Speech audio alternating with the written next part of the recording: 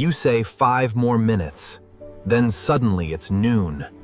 I support dreams, not daily life delays. I'm a basket, not a black hole. If one more sock lands here, I'm filing a complaint. Laundry day is not a seasonal event. I host your dinners, your arguments, and your late-night snacks, yet somehow I'm also your laundry station. I was built for meals, not your entire life crisis. I carry knowledge, stories, and your unfinished self-improvement plans. Half these books were bought for decoration. At least pretend you opened one. You bought plants for peace and forgot them in 3 days. Now I'm supporting emotional damage and dead leaves. Commitment should come with watering cans.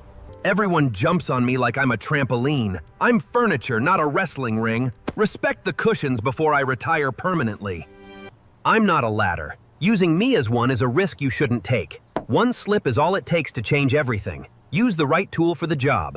I'm window seat made for quiet mornings and good books. Instead, I collect laundry and forgotten bags. I deserve better than being a fabric shelf. Wooden chair holds your weight every single day, yet nobody notices until I wobble. Tighten my screws before I become your most embarrassing fall.